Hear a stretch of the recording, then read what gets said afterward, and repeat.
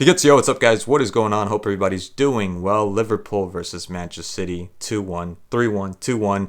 Honestly, VAR should not have intercepted. VAR should not have gotten in the way of that goal. It was such a good play from the ref, allowing the play to continue and Shirky getting his goal. Even when Shirky did get the free kick, what happened? He ends up skying it. He didn't even care. He did that on purpose. He wasn't trying to shoot the ball. And there was no wall. That's the thing. I think there was like one or two players in front of him, but it wasn't the wall that Allison set up. It was just people that were in front of him. He should have shot the ball. He should have actually tried to score, but he was so upset because the goal was disallowed. Honestly, what's his name? Soboslai ends up pulling Holland, and then Holland ends up tugging and pulling Soboslai down. That was fair. They both canceled each other out, and the ref allowed that. I don't know why VAR got in the way of that. That was absolutely insane. They should not have done anything. The ref made the right call in the end. He made the right call.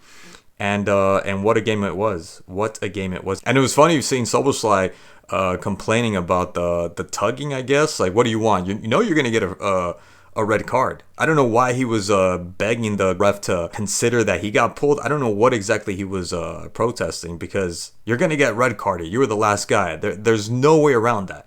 So what are you waiting for? What are you looking at? He honestly should have been in favor of the ref calling the play and not have complained, not have put his arms up. He was flailing his arms as if to say, he pulled me as well. Yeah, you pulled him, and you're going to get a red card for that.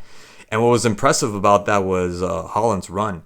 Like, I never really hear, I mean, people do say he is quick, but man, is he quick. I didn't think he was going to be that fast. I didn't think he was going to outrun Soboslai by that much. He is a machine. Now, you could probably argue and say that, well, Soboslai was running a lot more than Holland was. Maybe, but they were both playing the same amount of minutes up until that point.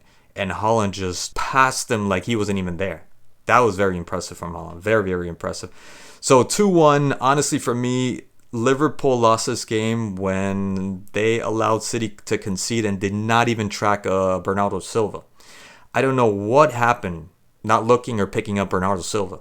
Van Dijk was right there, and Van Dijk, with all the experience that he has, should have known that was going to be a pass to either Silva, I think, or Riley was in the middle, but should have done a lot better. And the most sickly, I don't know, inconspicuous player on the field, maybe because of his size and height, wasn't picked up.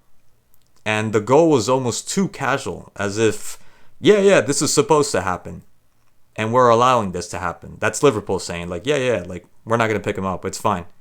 After the goal that they created, it looks like they were still in a frenzy and still in a trance over Soboslai's goal, which was amazing goal. What a banger, what a strike. And they were still reveling in that. I don't know what happened in Liverpool. What happened to you guys? You should have been defending. You should have gone after the second goal. And you guys started that second half really well, as opposed to the first half that it was pretty much all City. I don't know how City didn't score at least one goal. Now, they didn't have a whole number of chances. They just controlled the ball. They looked really good passing, very intricate passing, held onto the ball at sequences like where it was like a minute and a half, way too long to be doing that. Anfield looked like, old City, 2000, what was it, 17, 18 that people like to talk about. It looked a little bit reminiscent also of Barcelona. They looked really good. Only so at the end, someone like Marmoush could just sky it. That's what was going on. Someone like Semenyo that also just would try to take a shot from long distance and wouldn't continue that intricate play. They looked really good, and then towards the end, nothing would happen. But they did have that chance in the 1 minute, with 1 second minute with Holland and Kirkis to destabilize. I don't know if he blocked the ball, but man, he did. He come through. That's one player that played well. Finally, he reminds me a little bit of Cucurella, just giving it his everything, not afraid to put his face where most would not venture putting their faces, and their physique overall, sacrificing his physique. He played a really good game. Kirkis played a really good game, and I can't believe I'm saying that, but he deserves the accolades, absolutely. Kirkis was nothing short of extraordinary in this game. He was really good. And I hope from this he builds on this. He just needs a little bit more astute when he's on the ball, a little bit more keen and sharp when he's on the ball. He still looks like he's a little bit disoriented when he gets the ball and doesn't know what to do exactly. But that being said, he played a really good game. For City, Semenyo looked like they were one man down. That guy could not hold on to the ball, could not make a pass. He wasn't having a good first half. I'm surprised he lasted all the way until I don't know what minute they took him out, but he lasted late into the second half. But like I said, City didn't really have but the play with Holland in the beginning, and then Marmoush, kicking, turning around, a pass from Holland when he was inside the box. Came close, somewhat close, but after that, they just looked good because they had most of the possession. That was it. And then second half, Liverpool. Wow, what a change. It looked like a different Liverpool, and the goal was coming, and it did come. But the thing is, it wasn't going to come through Wirtz because he wasn't in the game. Through Cody Gakpo was not in the game. Salah, I mean, he's slowing down. I don't expect that. The one thing I do expect him, and I was telling my brother this, I expect those intricate passes. I don't think there's anyone. I know there's a couple I can't think off the top of my head, but he is top 5, top 3 maybe players that are able to pick a pass, a very intricate and complicated pass. Salah can do that, but he wasn't there. He did that with Ekitike, that beautiful pass that he ends up giving him, and Ekitike, I don't know if he was just in the already celebrating the goal in his head, that he completely forgot how he's supposed to head the ball. And you could tell it was written all over his face. He missed a big opportunity that he shouldn't have had. That should have been the goal.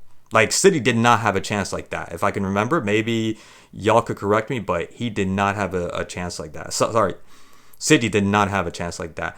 That should have gone in. And again, the pass from Salah was just exquisite. And I'm happy he passed it. Actually, Ekitike passed it to Salah, because you had Wirtz all by himself on the right side, and Wirtz was pretty angry at that. But the thing was, right as he was going to pass it to him, it was a predictable pass. I think it was Mateus Nunes that already was going to that right side to cover Wirtz. I don't know what Wirtz would have done in that situation. I almost feel like he would have just flubbed it. He would have just botched it. So the best pass ended up being to Salah. Salah, not because he's going to shoot. I was hoping he was going to shoot. He plays him that perfect, beautiful pass to Ekitike that unfortunately he ends up missing. So Liverpool were playing so damn good this second half. The intricate pass with, I think it was Salah, Ekitike with a little heel pass to perfect setup for Wirtz to rip the living F out of City's goal, and ends up passing it, just trying to push it in. No, that's the wrong time to do that. Another huge play. So this is on Liverpool. But having said that, I thought they still played well, despite Wirtz not being in there. Salah, slowing down. Cody Gakpo wasn't there. Ekitike missing, goals that he needed to be able to score. And when I look at the City side, it's like, no wonder they won. And they should have been winning in the first half. You got Haaland, you got your new signing with Semenyo that's been having a really good... This is the first time I'm seeing Semenyo play, but I know he's been scoring, 6 games, 4 goals? So there was no reason for him not to score in this game. Everything pretty much indicated that he should have scored in this game. So they got those new signings.